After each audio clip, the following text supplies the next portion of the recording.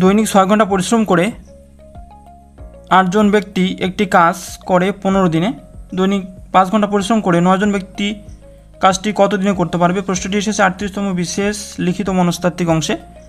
তো এটার জন্য আমরা শর্টকাট ইউজ করব। আমাদের প্রথম যে অংশে সংখ্যাগুলো আছে সেই সংখ্যাগুলোকে গুণ করে দেব, অর্থাৎ 6 গুণ 8 গুণ 15, এবং এই সংখ্যার গুণফলগুলোকে পরের যে অংশটা আছে দৈনিক 5 ঘন্টা পরিশ্রম করে 9 জন ব্যক্তি কতদিনে করতে পারবে এই অংশটা দ্বারা আমরা ভাগ দেবো। তাহলে কত পাচ্ছি?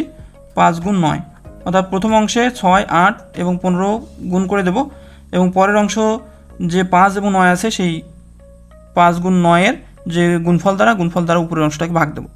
তাহলে আমরা যদি 5 দিয়ে 15কে ভাগ দেই 3, এবং আমরা যদি এখানে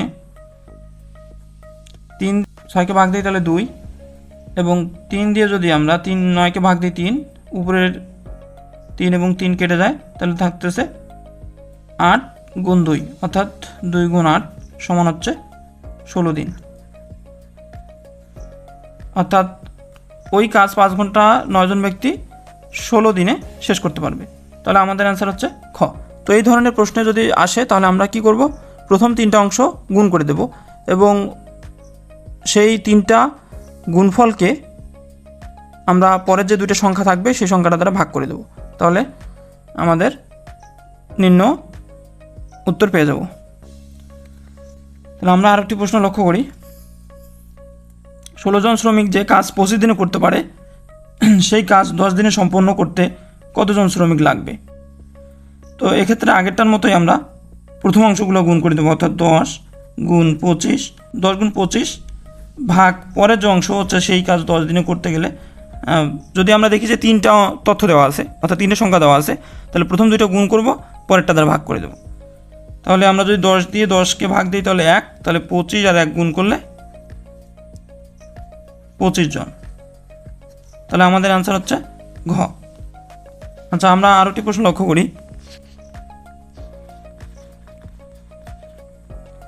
যদি একটি কাজ 9 জন লোক 12 দিনে করতে পারে, অতিরিক্ত 3 জন লোক নিয়োগ করলে কাজটি কত দিনে শেষ করবে?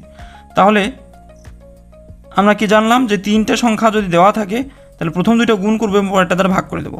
কিন্তু এখানে দেখুন, এখানে বলছে যে পরবর্তীতে আরও 3 জন লোক যুক্ত করা হলো। তাহলে মোট লোক সংখ্যা কত? মোট লোক সংখ্যা আগের ছিল 9 জন, পরে 3 জন যুক্ত করা হলো, তাহলে মোট সংখ্যা হলো কিন্তু 12 জন। তাহলে প্রথমের যে অংশটা সেটা ঠিক থাকবে, 9 গুণ 12, এবং পরে 3 জন না হয়ে 12 হয়ে যাবে, কারণ কি পরে 3 জন আরও নতুন করে যুক্ত করছে। তাহলে আমরা 12 দ্বারা ভাগ দেবো, তাহলে 12কে 12 দ্বারা ভাগ করলে 1, তাহলে আমরা পাচ্ছি 9 দিনে। অ্যান্সার হবে গ। তো ভিডিওটি ভালো লাগলে অবশ্যই ভিডিওটি লাইক করবেন, কমেন্ট করবেন, এবং চ্যানেলটিতে যারা নতুন অবশ্যই চ্যানেলটি সাবস্ক্রাইব করবেন এবং আমাদের চ্যানেলের সঙ্গে থাকবেন। দেখা হচ্ছে নতুন কোনো ভিডিওতে। ততদিন সুস্থ থাকবেন, ভালো থাকবেন। ধন্যবাদ সবাইকে।